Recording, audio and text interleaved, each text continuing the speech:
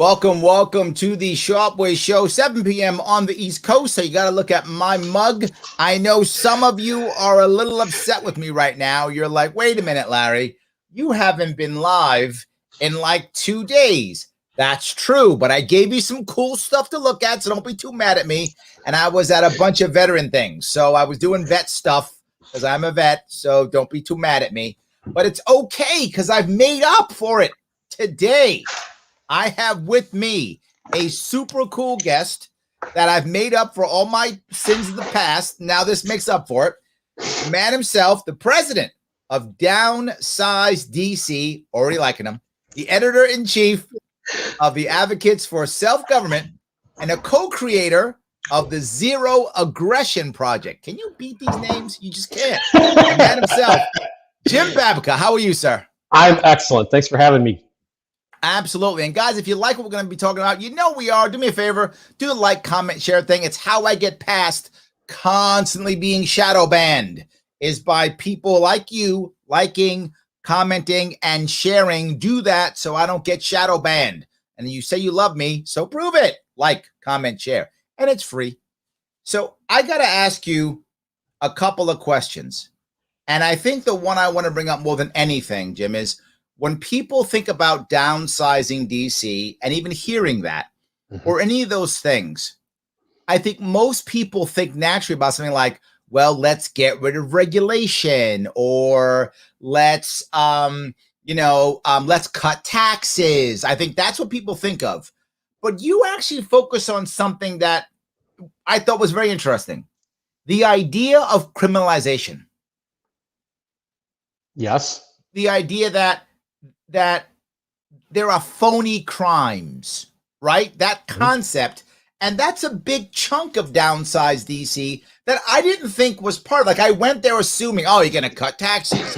That's where I thought when I went there. And then I realized, no, this is about the idea that of government overreach more than just cutting regulation or taxes. Am I wrong here? No, absolutely not. The natural law are those things that are wrong across all cultures, across all times. We know that they're wrong. And they usually are property or injury related crimes. We probably include some forms of cheating in that mix too, like defrauding people, conning them, because those are acts of theft as well. And then there's a whole host of things that are not natural. And the law, and we use the term law when Congress passes something, or even was in the last here the last couple hours when the president dictates it and says, I'm going to have my agency hand down this mandate. We end up calling these things laws, but they're not. They're not natural laws. Oh, I see. Okay. And so and we can tell, and there's a way to test for this. So if I can put 12 people in a box, we call it a jury, and the jury rules unanimously that a crime's been committed, you probably have a crime, right? I disagree completely. No, hold on. Oh, I've been on juries, and I understand why you're saying that. Okay, go ahead. The point is that it's near universal. These ideas are near universal. Everybody agrees murder is wrong. It's 99% you would poll it, right? Yeah, I agree. Everybody agrees with that. Everybody agrees that rape is wrong. Everybody agrees that vandalism of somebody else's property is wrong. Everybody agrees on these things. You have near universal agreement, and you would have to get a conviction of jury. If we had a cultural shift, let me put it that way, where everybody recognized this distinction. Okay. Got it. On the other hand, we have a whole host of things that are not with that, don't have that unanimity. They don't, maybe 40% of the people agree, or even 50% of the people agree, right? And you can get somebody elected to a public office with a plurality. You don't even need a majority to do it. That's true. Yes. But once you do that, you have 100% of the power, as Joe Biden is attempting to illustrate this afternoon, right? Even though he was not elected by a majority of the Americans, like he doesn't have that, 90 or 100% support. He still is acting as if he has 100% of the power. Right. And those things inevitably create culture wars, battles. People will get very upset. Oxes get gored, right? And so we can tell that those things are not natural laws.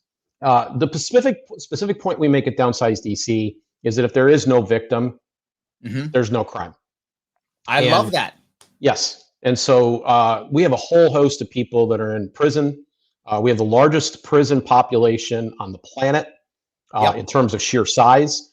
It's far more than than communist China or Russia or any other places that we decry for human rights. But let me walk down this road for a second. I want to stay on this jury thing. I don't want to walk away from the jury thing. Yeah. Because I have literally consulted with defense attorneys, and I have watched juries put people away. Yeah, I was sloppy in how I said that. I was sloppy in how I said that. If we had an understanding of what the natural law was, if the 12 jurors understood that, and they understood nullification, and so this is where you would have a lot harder time on a drug charge, for example. I want to stay here on this for a second, because I think the reason why I said it, and what you said is correct.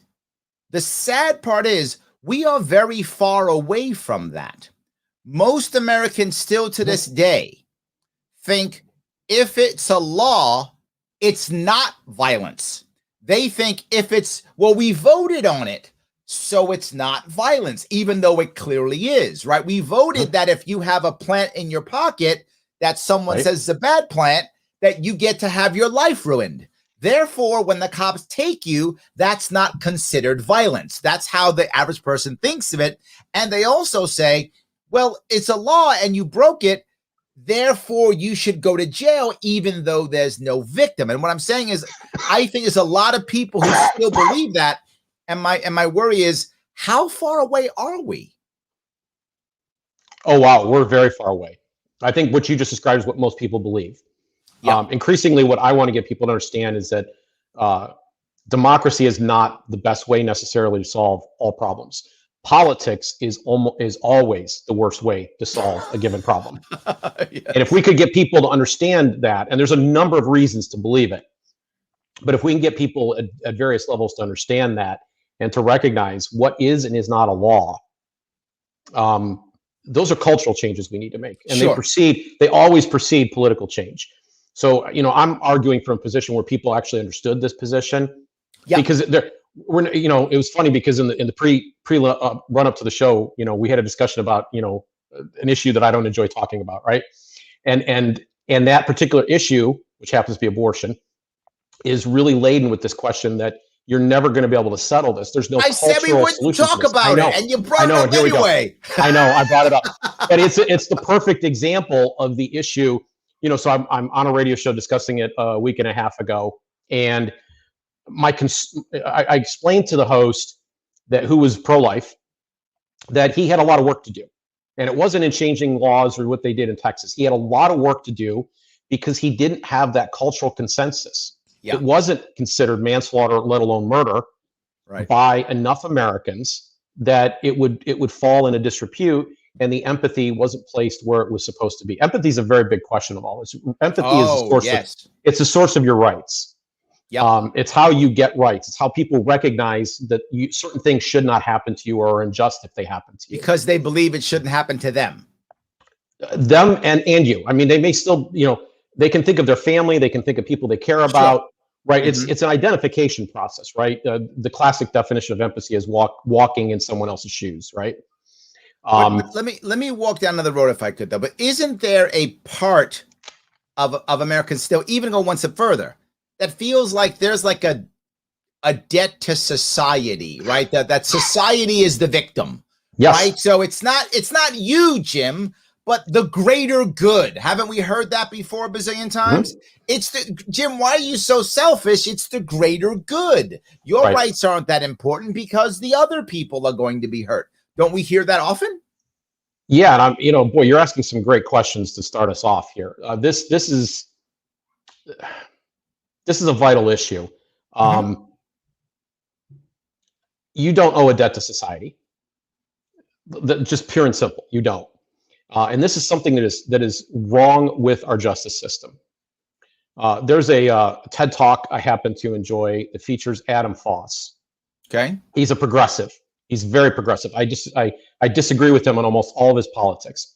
But the talk itself, if you find it on YouTube, is incredibly moving because he describes his mother and a young man who ends up getting stabbed, who's been through the entire public system, the schools, the foster system, the criminal justice system, the juvenile, and then adult, who ends up getting stabbed. Both these events happen in a relatively the same time span and within a mile or so of each other. And he explains how in his mother's case, she had the best medical care. And the difference between Stone Age medical care and lasers, okay? We still have a Stone Age justice system. Yes. We don't have the lasers. And in his argument is that the prosecutor's job is not to get convictions. The prosecutor's job is not to score points and advance their political career. They have a duty to all the parties that are involved in the transaction. This is what really moves me. They have a duty to all the parties that are involved in that situation, bad as it is. So obviously the victims, to some degree the community, but also, and here's the surprising part, the criminal, the person who has been charged. And they have a duty to kind of restore that community, to bring everybody back into balance. So the person who has committed the crime, if there none of that, I'm going to step real fast. None of that is true in reality. No, and he's a former prosecutor. Yes, most prosecutors don't give a damn about anything except their conviction rate. I heard a prosecutor actually say these words. They said, he's innocent until proven broke. That's his words. Yeah. Yes. Yeah. He's innocent until proven broke. This was a prosecutor who said this. Yeah. So yeah. That's so their job should be to come in and heal and try to bring all those parties together. Yeah. So the first thing is we have to identify that there is an actual victim, so that there is something that we have to heal, right? Yep. And then we have the crime, and now we have somebody accused of the crime. And yes, they should be brought to justice, but bringing them to justice shouldn't mean, putting a scarlet letter on them for the rest of their life so they can't ever get a job, for example. Absolutely. Right? Yep. And so the real person who is owed the debt in that situation is the victim. And we know that when we set up the transaction this way, and we back it up with a restorative justice program where maybe there's an attempt for dialogue between the parties, that these parties begin to understand each other. So, I'm victimized by some crime, but I sit down and I say, look what in the meeting, and the duty is that they have to listen. You've really hurt my family. You've done this, you've done that, you've done the other thing to me. And then they come back and they start telling their story. And I find out, holy cow, it's really sad. And in the case of the story that Adam Foss was telling, this young man moved to came from a different country. English was not his first language. At 8 years of age, was dropped immediately into a public school system where he was not able to keep up. Yep. And he got in trouble. Yep. And one thing, he got bounced around from different places, in family, and like frequently happens in many of these situations. And he had a sad story to tell. And these crimes didn't necessarily happen in a vacuum. This person's behavior didn't occur in a vacuum. Right. So there's an opportunity there for people to begin understanding each other. And where this has been attempted, I believe it's been done in Oregon, and it's also been done outside the country, where this approach has been attempted, parties report feeling a sense of healing. They report feeling a sense of understanding and empathy for each other. Yep. And recidivism. This is the thing. If you care about society, recidivism plummets for people who've been through this program. And I remember when they had the damages in Rwanda, the Civil War. They had no way of putting everyone in prison. Literally, they had 1 million people who were killed. And are you going to put half your male population in prison for murder? How are you going to rebuild your country? Right? Right. How are you going to have the guards to guard the 1 million people? Right. You can't put half your people in prison if you're Rwanda trying to survive from a civil war. So one of the things they tried, and it was not perfect, but it was something. But you said they actually had apology courts where people would come in and say crazy things but it was honest, like, I'm sorry I hacked your sister to death, because they had done that and they were trying to make that happen. It was not perfect, but compared to a system where you just punish everybody who did bad things, it was a better system and one that could function versus let's lock up half our male population. So half of our bills at Downsize, or half of the proposals that we have at Downsize DC at present, are dealing with criminal justice. And I would say that our long-term goal is to reduce dramatically the prison population. That would be the indicator or sign of our success, because a staggering number of these people are there for victimless crimes. Yes. A staggeringly high number of them are nonviolent offenses. Yep. Most of a great many of the offenses that occurred could some form of restitution could have actually been the solution. So I'm not saying that everybody that's there doesn't belong there. There are definitely some people who do. There are some bad people who should not be out. That's true. Yep. But that's not the majority. No, that's not the majority. But this is not a system that heals. And worse, we know that once people get out, we know that they're branded for the rest of their life, and they find it very hard to advance and move on. And the worst of these cases really are the drug war. We've treated this like the most heinous of crimes. They have the largest sentence and the biggest scarlet letter attached to them. So let me take a couple of comments if I could. And by the way, if you guys are interested, please head over to downsizedc.org to check out what they're doing there. See if you like what they're doing there. Check it out. They got a lot of good stuff going on. I think you'll enjoy it. And of course, like and comment and share if you care about me. And I know you do care because you wouldn't be watching if you didn't. So like, comment, and share. It's a good idea. Please do that to the best of your ability. If I grab a couple comments here. Michael says, love your shows, Larry. I appreciate that. Absolutely. So yes. Pete says, unfortunately, we're heading the opposite way really fast. I think he's right. I feel like the government just keeps getting bigger, particularly Pete's a New Yorker. So he sees my state, our budget getting bigger, our population getting smaller. It feels like it's not working. Do you think it's working, Jim? Are me and Pete wrong? Is it working or what? No, the system's failing us entirely. It's a bad system. It's a flawed system. It's gotten worse in some ways, not better. There we go. Corey says, I was also on a criminal jury. I had to argue with the prosecution not proving their case. The defendant couldn't be voted guilty. I remember the jury I was on, and I was an alternate. So I heard the entire thing. It was one gangbanger's eyewitness versus another gangbanger eyewitness. Second-degree murder charge, if I remember it right. No gun, no other witnesses, no weapon, no motive. Guilty. Yeah. No motive, no weapon. One eyewitness who's another gangbanger. Guilty. I was like, wow. How is that? And that was a jury. Again, just some gangbanger goes, yeah, that's the guy. That guy's life's over. I mean, maybe he did it. I don't know if he did it. When I look at the evidence they gave us, it was just one gangbanger saying he did it. That's it. Mm-hmm. That's not good enough for me. But anyway, that's what happened. So yes, I want to go to a couple more if I could. Craig brings up jury nullification. And I think that's where you were kind of going, Jim, the idea of jury nullification. But I got to be forward with you. In New York State, the judges literally tell you that's illegal. You can't do that. When the judge, whereas in New Hampshire, they do the opposite. Yeah. So in New York, yeah, they actually say you may not do that. The judge tells the jury you may not do that. It doesn't matter if you broke the law. You must vote guilty no matter what you think. They actually tell you the opposite. And during the jury picking, they ask you if you think it's not a crime, they remove you. That's right. They remove you if you would do you. So to do jury nullification in New York State, you have to lie and then go against judge's order. No, you don't have to lie. You have to answer carefully. I would prefer. You're asking a lot for the average person, but yes, you're right. Reason actually did a piece on this in the magazine a couple of years ago about how to answer these questions. Yes, so maybe we should all read that Reason magazine article. Yes, but yes. That is a piece. I like that. Yes. Let's see if I can grab this. Dustin's on board. I like that. So he's liking it. Thanks, Dustin's Dustin. on board. That's Thank good. you. He's on board. We're good there. So yes. Joseph says they're interested in their own careers because self-interest governs everyone. He's talking about the prosecutors.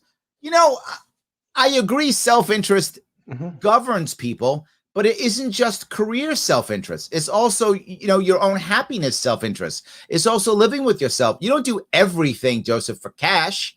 You do some things for cash, I'm sure, because you want to pay your bills, but you also do things that make you feel good, things that make you think differently, things that, help your family out and all types of things. Jim, am I wrong here? No, there's two other things we should be thinking about. One is community morality. That prosecutor believes that they're doing the right thing. Yes. If the community morality shifted, then maybe they wouldn't believe they're doing the right thing. And we are seeing this, for example, with how we're doing policing right now. There are some shifts in how we're looking at police and their jobs and their work, and that is affecting how policing is being done, and because of how they're perceived. And the other thing is what are the incentives?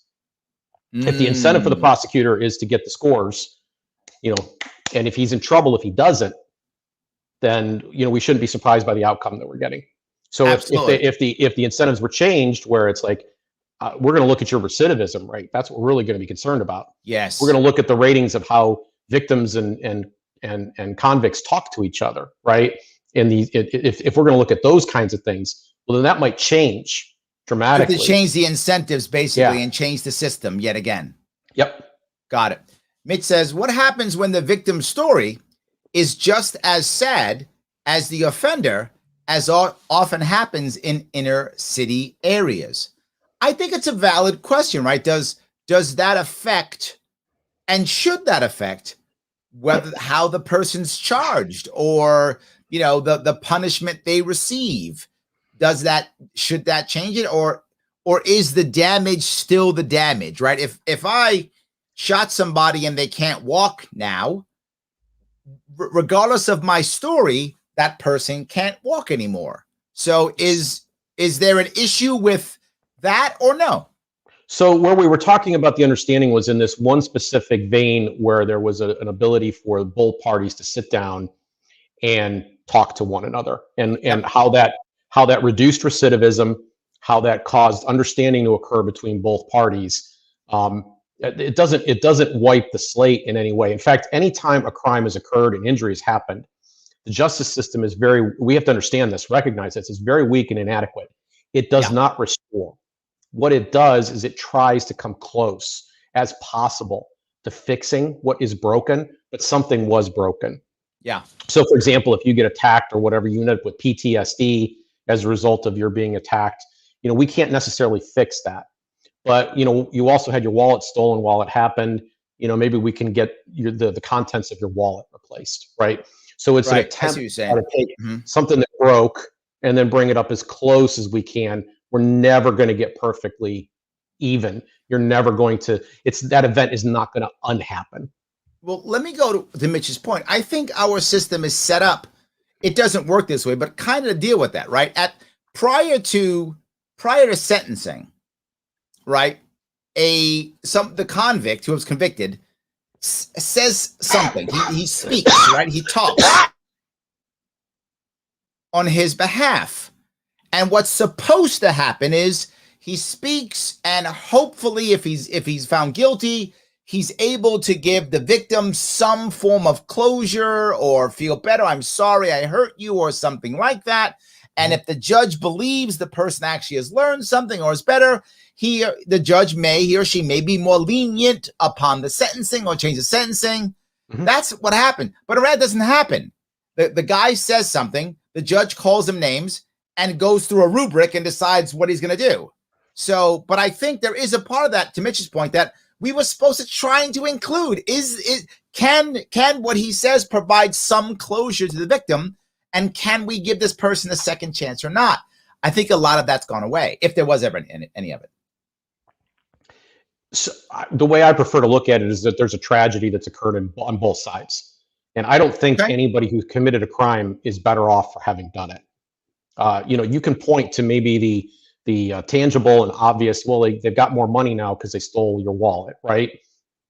But there's other things that they sacrificed in terms of their own dignity. And I believe that we have a service-shaped hole inside us, right? We have a need to be of value. And I know you're going to talk about this in your book on happiness, how you have to find your purpose in this world. And a lot of the things that the state does, and this is also true of criminals and the life they live, takes away these service opportunities from us to be of value to humanity. And this reaffirms and lifts us up and helps us be emotionally healthy and stable.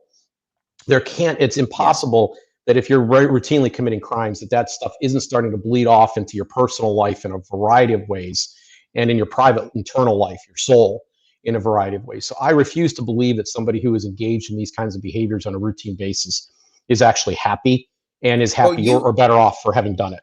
You've said something. You've said that the government actually steals our happiness. That to me is I think it's a true statement, but it's not a statement most people will make. But you actually like, they sometimes steal our happiness. And I think you're right. But I think part of it isn't, I think when someone hears it, they assume, yeah, when they put you in jail, or yeah, when they take away, your money for taxes or something. But I think it's to what you just said. When they stop us from servicing, when they break our communities, when they break our home, I think that's when they're actually stealing our happiness. I've said many times that whenever you add government, you by default remove community. That's kind of how it works. You don't get both, right? Yes. And that was the point that I was kind of driving at, because I believe in this idea of a service-shaped whole within us. We come to this planet not necessarily knowing what our purpose or meaning in life is. And a big part of our life, especially when we're younger, is trying to figure out who we are and what it is that we do and what we contribute. And finding that out is a part of our happiness. We also know from significant amount of study that acts of compassion, acts of giving, acts of service increase our happiness. And one of the points that I would include in this, Larry, is that because the state does so many of these welfare functions, the things that people would normally do in community organizations between neighbors as a part of their church, et cetera, because the state does so much of this, there are far fewer opportunities, or people do not believe that they should take advantage of the opportunities that are available because, well, after all, there's a government program for that, right? Yeah. And so they're not filling this service-shaped hole that they have inside themselves. And so we can't even see the robbery that's going on and the damage to culture and our psychology both that are occurring. But I believe that's another theft that's happening. But I think we did see it. Let me give you a little pushback. I think we did see it, and we saw it with the COVID lockdowns, right? Okay. The COVID lockdowns happened, and we were lost. Our communities, many, not all, but many of our communities have lost the institutional knowledge to service ourselves. So when we were stuck, I know you're a big fan of homeschooling, but we don't know how to homeschool in New York. We have no idea how to homeschool in New York. So our kids just literally, like 1 million kids just stopped going to school. Like it just ended in New York State. We had a bunch of problems with that. We didn't know how to support ourselves. We didn't have local doctors to help us out. We couldn't do anything. We struggled horribly because our communities were not able to support each other. That's not 100%. But I think a lot of communities saw that, and we desperately collapsed that. So I think the COVID lockdowns did kind of spark that. Am I off here? Tell me if I'm wrong. No, I think you're completely on. My point is that there are so many different ways in which this is hidden. We can't see the damage that's being done to it. And I agree with you. That's one we can see. Yeah. And I like how you illustrated it. But this idea that I don't hear enough libertarians talking about this idea that the state, through its welfare institutions, is actually robbing us of being compassionate. Yeah. It's reducing those opportunities. It's reducing the amount of it. And correspondingly, because of the high tax rates that come along with this system, and those taxes include what they do to our dollar. Because of that, we have to spend more time working as opposed to being able to do some of the stuff that we might have done in service to neighbor. Absolutely. Well, AJ's on the side. AJ loves this show. So that's good. There we go. AJ loves this show. That's all good. It looks like though, I'm gonna ambulance. I think this supposed to be ambulance. Ambulance. I am hating watching every minute. Hate how stupid our government is, Larry. And I agree with you, right? I say it's about New York State. This is a New York thing. I'm gonna talk about it real fast.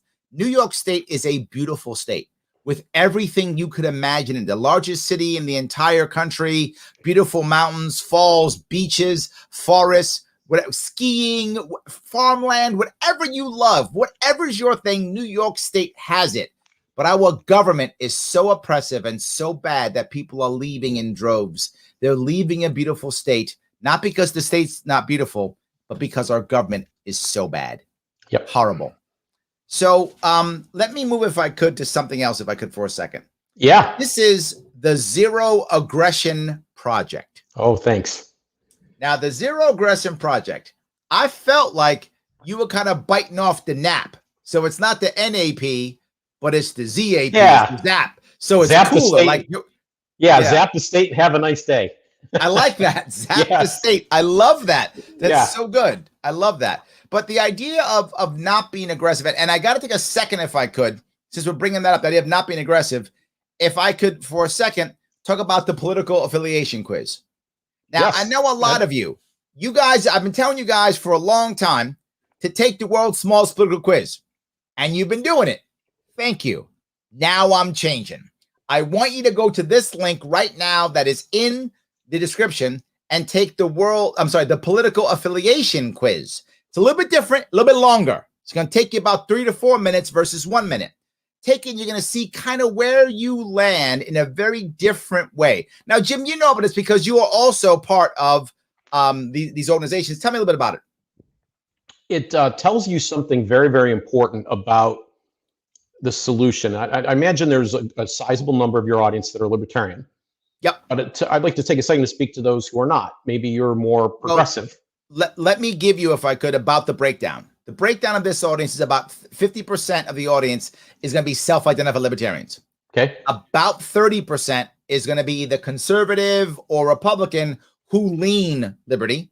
And about 15% are either progressives or Democrats who lean liberty. And there's 5% that's kind of, I don't know what, they're just up there. So the point that I want to make, and I want to talk more to the people who are not libertarian for a moment, is that you may have values that you would normally on a personal level identify as being progressive. You're concerned about justice or injustice in society. You're concerned about compassion-related issues that would make you a progressive, right? You may be a conservative, and so you're more concerned about the institutions that help teach the values. And you want to make sure that those values are carried on, and the traditions that are attached to those values that train and teach the future generations, you want those carried on. And you want a certain level of order. Those are values that are generally associated with progressive and conservative, respectively, right? Yep, absolutely. Then there's those are personal values. Then there's social values. Oh, your social values is how you choose to go about solving those problems. And we only have a choice. We only have two options that we can choose. We can use persuasion or force to get what we want. We can cooperate with other people. We can try to sell our case. We can make our best arguments, or we can pull out a gun and force people to do something. That's what the state does. So on a social level, we can choose persuasion or force. We can choose to be a Republican or Democrat, which means we've chosen the force route. We're going to grab the gun, or we can choose the libertarian route. Now, we don't have to give these up. I like to say that it's possible at a libertarian meeting for the pastor and the pornographer to sit in the very same row with each other, laugh and have fun and enjoy each other's company, right? Different people come together under the libertarian banner, not giving up their personal values, but recognizing that everyone is pursuing happiness as they see fit, that we were all given free will by our creator, and that we can respect one another as we're trying to pursue and figure out our way through this world. We don't have to point guns at each other. Now, that doesn't mean, by the way, that the pastor and the pornographer couldn't have a serious conversation about what each is doing and try to persuade each other because they have those personal values. So what this political affiliation test is about is demonstrating that you have values that are libertarian. You have libertarian values throughout. You don't want to go out. Most people do not want to go, and they wouldn't do it personally, point a gun at someone else to get something done. And that's, somebody has to do that. If we pass the law, if we make this mandate a reality, somebody has to be willing to do that.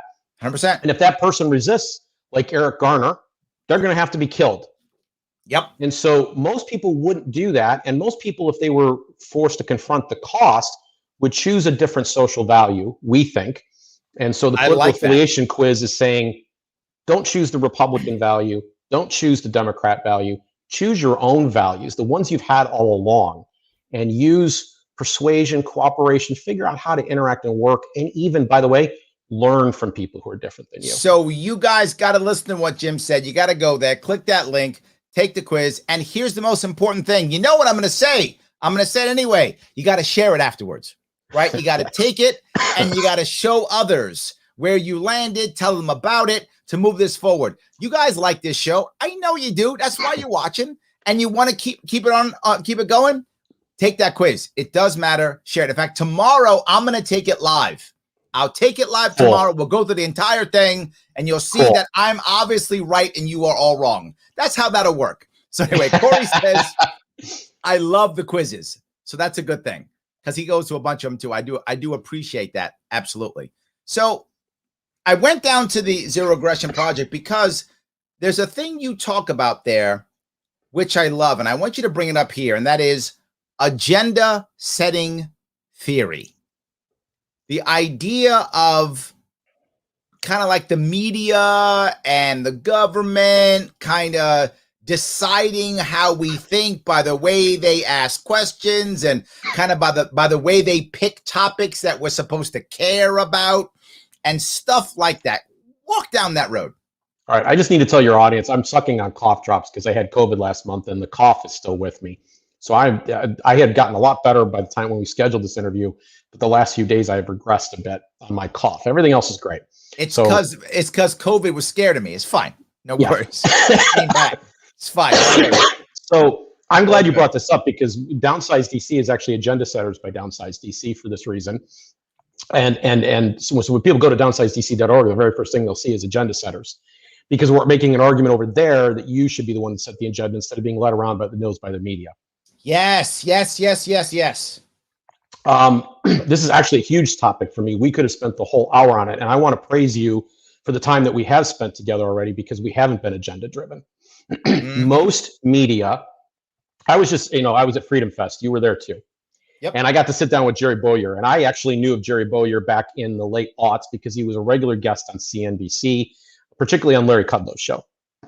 And Jerry told me that everything was about conflict there too, that it was the Bulls versus the Bears, right? That was the conflict over there. And this is what our politics does. It tries to divide us into teams, and it tells us what the headlines are. And the headlines, agenda setting theory is actually a well-established thing. You go look at some of the great Wikipedia entry on it. But we've talked about this some over at the Zero Aggression Project too. It means that the issues that are being discussed are the ones the media chose for us. Yeah. And I've worked in talk radio. I've done some work there. I know the game. You get up and you look at what we used to say back in the day is above the fold. It's the stuff that's at the top of the Drudge Report, the stuff that's at the top of, of the Washington Post, the New York Times, et cetera, et cetera. You're looking at those articles, and then you're trying to find an angle, the conflict angle, to make the phones ring. And this is how most things work. And this is how almost all of our political coverage works. Yep. And consequently, it means we are not focusing on a whole host of issues that are important. And we don't have strong opinions and passions in those levels because we haven't been angered and upset somehow by the media who set the agenda for us. I would encourage people to check out agenda setting theory because what you're going to find out is that you've been spending a lot of your life being led around by the nose. It's a big wake up moment. If you also hold on, Corey just noticed something. Yeah. Corey just noticed that I changed mugs. You're right, I did. This one is coffee. This one's water. So when I get my frog in my throat, I drink water, but I still drink coffee to stay up. So I'm a big coffee drinker. I drink at least 3 cups a day. When I'm on campaign, I drink 6 to 9 a day. It's insane when I'm on campaign. Wow. So when I campaign, I live on caffeine and protein. That's how I survive. That's how I can survive doing. We found out I did over 300 events last time I ran. So it was a lot. So yes, I have 2 of them. He's like, you should advertise on them. I actually should have thought of that. I actually have Sharpe mugs, and I sometimes carry the Sharpe mugs, but I just forgot today. This one used to have a Neosage. This is my company, Neosage. This used to be a Neosage mug, but it's rubbed off. I've had it for like 10 years. Anyway, sorry, way off topic, but I just want to make sure that my chat is taken care of. That was important. They pay attention. Yeah, something should go on those mugs. I think that's the thing that we've learned tonight. Larry's mug should have, these are promotional opportunities, Larry. I can't believe you didn't think of that. I'm messing up, Jim. That's okay. My people kept me straight. Yes, they did. Me straight. Yes. Good. But I want to stay on this piece. I want to move to the next level of this because you said something that people have said, but you say it openly. You've literally said the government and the media lie when it comes to war. We have just, and that's a big statement, right? That's a big statement. Reissued a series on this today for people to check out. I agree with you, but I'm just saying that's a big thing to say. In late 2002, George W. Bush said that if we did not act against Iraq, the consequences of it would be a large mushroom cloud over an American city. He said that in October of 2002 in Cincinnati, Ohio. That was part of the hype and the buildup to war. Colin Powell went before the United Nations in the beginning of February 2003 and laid out a case demonstrating that there was an active nuclear program, that Saddam was close to building nuclear weapons. This was nationally televised. It was on all the networks, and the Congress gave an authorization to permit the attack, and the subsequent war in Iraq and the nation building that followed all of it. It was based on lies. Yep. And what you find again and again is two things. Almost all of our wars were based on some kind of lie. Yep. This goes all the way back to Spotty Lincoln saying, pointing out that, that President Polk, trying to start his Mexican War, could not actually identify where the attack had occurred. Remember the Maine, which started the Spanish-American War? Right, yes. Where an explosion occurred and it was blamed on the Spanish, but it was probably a boiler that blew up that caused it. The Gulf of Tonkin, which was used to escalate the Vietnam War. Again and again and again, we have been lied into war. We have been told things that were not true, that were designed to get us upset. The first Gulf War, there were babies allegedly pulled out of incubators. We have senators saying this was compelling testimony. The problem was the girl who came and gave that testimony was actually a Kuwaiti employee's daughter who was not in Kuwait at the time that it happened. I mean, you could keep doing this again and again and again. But let me give the pushback again, because I remember myself after 9/11. And when we wanted to invade Afghanistan, then I was all for it. I was like, yeah, invade Afghanistan. Get Osama and the guys. I was all on board, right? I was in New York City. I saw the second plane hit. I was all about it. I was, really upset and angry, right? But when it came to Iraq, I didn't believe it. However, that's very loud what you're doing right now. Oh, sorry. I was grabbing another cough drop. That's okay. No sorry. worries. All good. I apologize. I wasn't all for Iraq. I kind of thought that it wasn't real, but I think I didn't care. Right? I think I'd become numb, if that makes any sense. Makes perfect sense. In 2002, 2003, I think I was numb. I was just like, I guess we got to do this. I guess. I think that's where my head was. Now, looking back, I can't stand it. We did either of them. Right. But then I'm telling you where I believe my head was then. In 2000, I was Harry Brown's press secretary when he was the nominee for the Libertarian Party for president of the United States.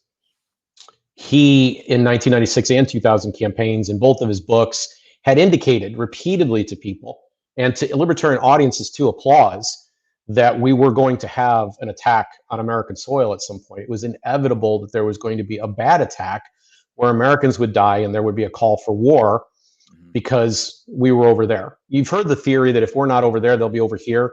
Yes. It was the fact that we were over there that caused them to be over here. 100%. Yes. And when 9/11 happened, this was actually a big epiphany for me because I started out as a conservative and moved into the libertarian movement as a disgruntled conservative because they weren't living up to their principles, and moved into the libertarian movement.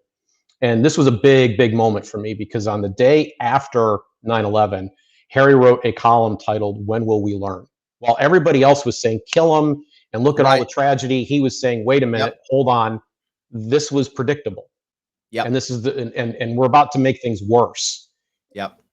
Of course, this got a lot of pushback. And there were even libertarians that stop supporting us and, all the rest of the stuff. Like we got a ton of bad pushback. But I also have to say, it was his most published article ever. It traversed the world. It got translated into other languages. It became a series, which led subsequently to another series because people were writing an objection and there were so many good questions and things to address and answer at the time. And my mind began to turn at that point. So by 2003, we started a website called Truth About War to try to point out before Iraq started what was happening. We ran ads in 7 or 8 American cities, and in a half dozen of them, we were kicked out because we couldn't only afford, our budget only permitted us to buy for 1 week. And even in San Francisco, they were like, we're getting too much negative pushback. We won't sell you another week. And so we'd have to go from city to city. I got death threats because of it, because we were pushing back against this, against the narrative. People in France were hearing some of the story, but in our press, we weren't getting the full story. The regime media was very much on board because a war is good for their business and a war is good for a president's long-term legacy. And there's all kinds of power, as we know. Libertarians are familiar with the phrase "war is the health of the state." So there's all kinds of opportunities that come along with it. Empires have to stay at war. And it was amazing because by 2008, it was already the case, definitely by 2012, that the predictions and the statements that we had made on truthaboutwar.org, which is frozen in time. People can go back and look at it. When the shooting started, we froze it. They can go back and look at what we said, and it seems like ho-hum, like, yeah. But at the time, the things that we were saying, such as, Saddam doesn't have nuclear weapons, that was very risky, considered very risky and earth-shattering at that moment. Yeah, like, that's impossible. Absolutely. How could you guys sitting at that time in a basement in Alexandria is where our offices were, how could you know these things when all the, the American intelligence and our leaders and our media don't know this? They're not reporting this. And the truth is, I know that governments tend to lie. So we have just, you brought up the Zero Aggression Project. We have just re-released today, updated versions of Perry Willis's history of military intervention, U.S. military interventions.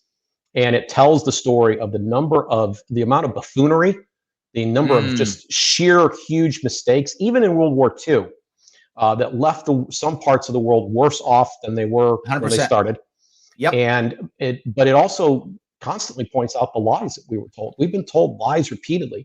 We just saw this here again with Afghanistan, being told again and again and again that they were building a military, things are going the right way. These were the exact same things that happened in Vietnam, and we found out later that the leaders knew they weren't telling the truth.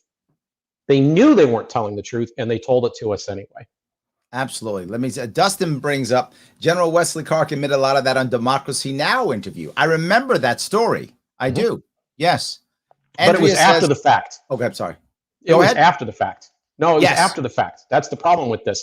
I mean, you want to avoid doing these things before things get terrible and people die, and innocent people die, collateral damage. You want to get in front of it. I applaud what Clark did, but it was after the fact. Yes. Andrea says, we are constantly lied to by media and government. I don't even know what to do about these mandates. I think that's the point, Andrea, right? I think the biggest problem with the mandates and all the things is our lack of trust in our government, in our institutions. That's the biggest issue. There's a lack of trust in general. I think she's right. Yeah. Yep. So Blue Water says, I voted for Harry twice. No regrets. Yes. There we go. Yes. I love that. Mitch is bringing up how I felt. He goes, we all were. Knee-jerk reaction in a web of lies from media. Yeah, I was numb. I think Mitch was numb too. A lot of us were numb. We were just like, okay, I guess we're doing this. Protect us, big government. Just, I guess you'll have to invade them so we don't get 9/11 again. I think a lot of people were. I think Mitch was like me. We were thinking the same way at that time. Absolutely. Can I jump in on this too, Larry? Because yes. I think once you start to recognize these things, here, let me give you a heuristic to think of, right? I know this one's going to come as a real shock to you and your audience. So you brace yourself so you don't fall out of your chair, okay? Okay. Politicians often lie. What? Yes. What? What? Yes.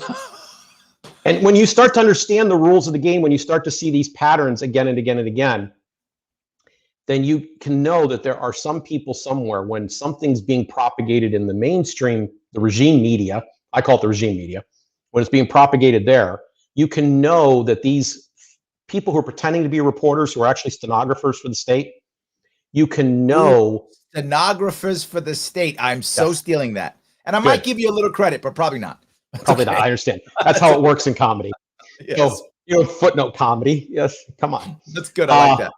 So, but you know that these stenographers for the state, there are people laboring on the margins, amateurs, people who are doing it for the love of what they're doing, who are out there telling the truth. And you've got to go find the truth teller. Okay. Yes. Find them, and when you get to them, support them. Give them your support. Aren't they the conspiracy theory nut? Isn't that who that person is? Right? I mean, isn't that every time someone says something that the mainstream media disagrees with, they are by default a conspiracy theory nut, yes, they aren't are. they? Yes, they are. Yeah. That's the issue. I think it drives us crazy. That's the hardest part, right? The hardest part is, who do you trust, right? Who do you believe is saying the truth? And then there's another piece. How much can you care about? There's so much wrong.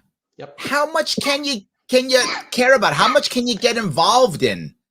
I mean, wow, I feel like it's almost overwhelming.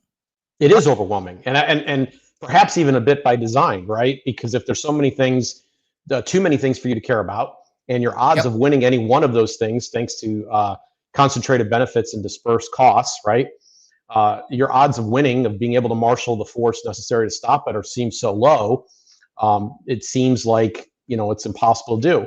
So what we're doing at Agenda Setters by Downsize DC, to bring this full circle, is we're saying, look, if we could just find 300 people in a congressional district who will agree to visit their congressional offices in waves of 3, 5, 6 people at a time, that pressure will begin to mount on that congressional office, and many offices will bend and begin to support good legislation that can really change how things work, especially if that legislation has transpartisan value to it. That is, it's common sense, and it goes beyond what being a Republican or Democrat, like our One Subject at a Time Act or our Read the Bills Act does. Tell me about the One Subject at a Time Act. I actually want to do that in New York State, but please tell them what it is. I've already stolen that one from you like years ago, but go ahead. Good. So the One Subject at a Time Act says that every bill has to have a clear descriptive topic a title limited to one topic. And then everything in that bill has to conform to that topic. And so what typically happens is clustering. They try to cluster a variety of ideas together. I grew up watching Schoolhouse Rock, right? Mm-hmm. So today I'm still just a bill, right? Right, yes. Okay, that video is baloney. That is not what happens. It is possible to pass virtually anything by taking that thing that would never stand on its own and cramming it, clustering it in with something that is sure to pass.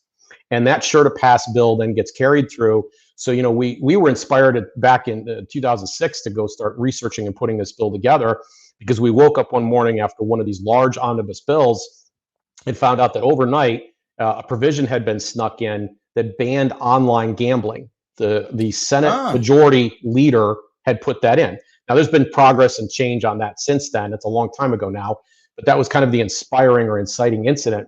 But if you go through these bills, in fact, if you go through the recent infrastructure bill, it's a horror case of one thing after another that had nothing to do with infrastructure, had nothing to do with roads, railroads, post offices, nothing like that, bridges, nothing. And somehow or other, these things still got stuffed in. And they say, well, that's how the sausage is made. Essentially, what we've agreed is that if I take a bag of money and set it on my senator's desk, he takes it, we're both going to jail, right? Right. I bring the money in, I'm going to jail. But if a senator comes in and says, I'll swap votes for you, and we call it horse trading, we give it a good euphemism. Horse trading, that's right, yeah. Right. That's not bribery. That's somehow or other better or different, and they're allowed to do that. And they're allowed to do it with our money. They bribe each other with our money. So the One Subject at a Time Act would say this cannot happen anymore. It's absolutely banned. And every bill that has to come up has to match the single subject provision. Now you say, Jim, Congress is the most lawless institution in the land. They're not going to follow a mere rule to do this, right? So we actually have a provision in the law that says, if you find yourself in the dock, you are charged with violating a law or not paying a certain tax where this provision was not followed. You can present the evidence to the judge that the legislation was not passed properly, and the judge is to kick the case to the curb. Just kick it out. It's over with impunity. So if they want to waste their time passing laws that aren't going to be enforced, go for it, right? Right. We're saying it shouldn't be binding on you when they act in such terrible ways. So that's the One Subject at a Time Act, and it is introduced right now in the Senate, and it's introduced in the House with 7 co-sponsors at the moment. Well, there we go. Well, Mitch is on board too. Mitch says, right, one subject, everything government passes should be able to stand on its own. I've been saying this for years. There we go. Andrea says they packed that bill with pork. That's true also. Yes, 100%. So I like that these people are jumping on this. Dan says, are they even capable of common sense anymore? I have this feeling the big government genie won't go back in the bottle. I hope you can prove me wrong. I hope he can too, Dan. I really do. I hope so. Pete's liking the show. He says, very interesting show tonight. Like, comment, and share. He's right. Listen to Pete. Like, comment, share. Do that. He's absolutely right. Yes, 100%. Andrea's surprised. She says, my Congressman Dick Durbin would never lie. Not Dick Durbin. He would never lie. I love that. It's very good. So I do want to talk about one more thing you've brought up in the past, and that is the idea of a media fast.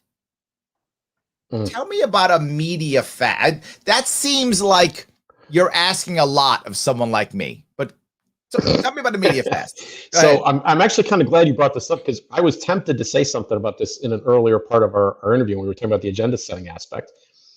If you are aware, as we discussed about war, of the ways that politicians manipulate and lie, if you're aware, for example, that we exist in a conflict machine, where that's the whole purpose of it, is to get one side to fight with the other side.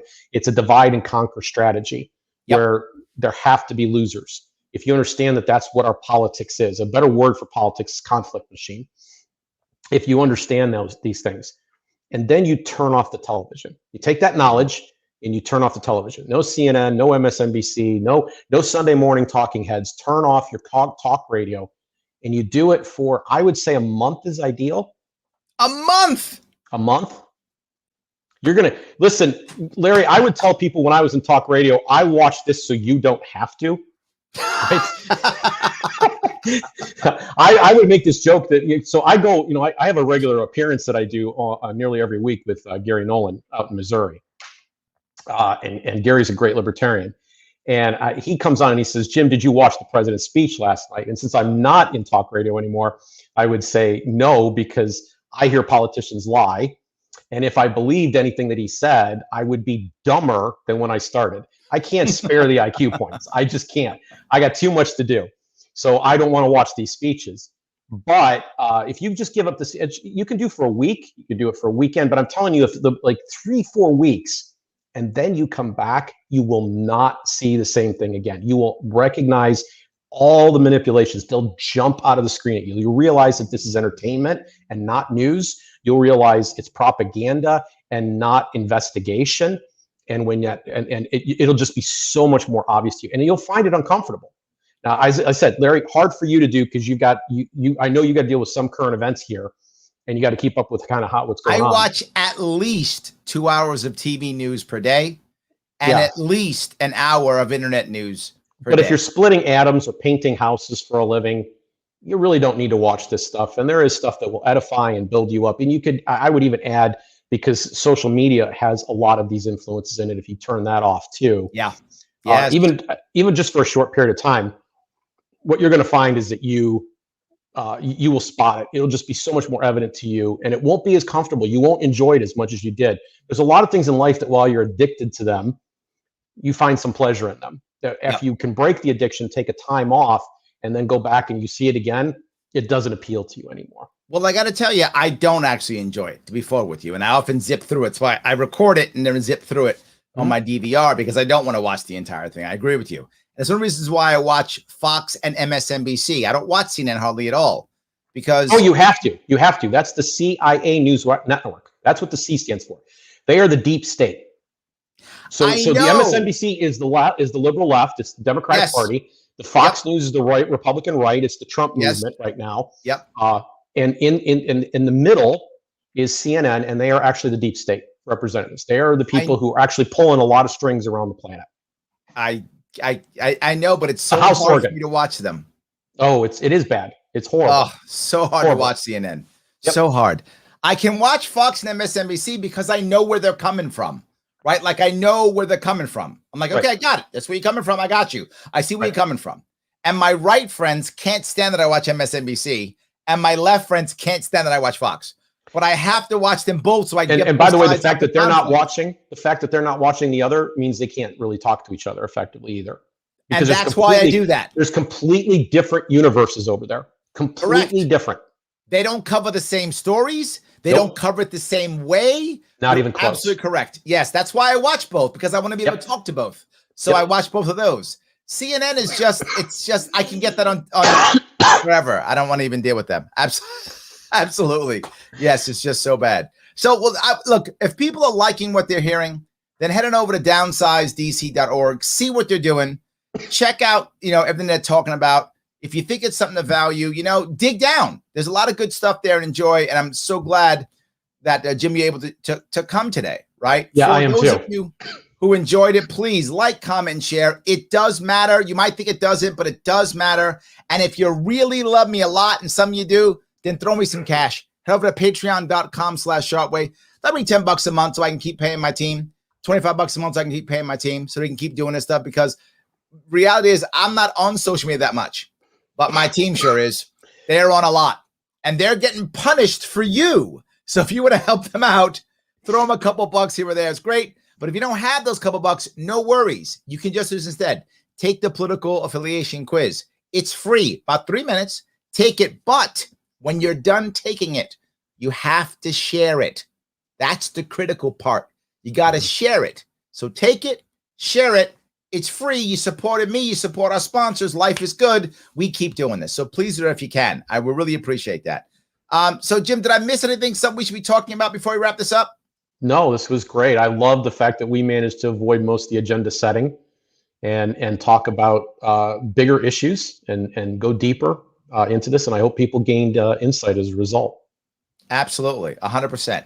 Guys, I want to say thank you so much for watching. I appreciate it. I am going to be, by the way, on Green Room this evening in about half an hour. So if anybody wants to come on Green Room, that's at Spotify. We can call in and be talking about climate change, the environment, and stuff like that, infrastructure, if you want to. And I'll also be on tomorrow night. So I will see you all very soon.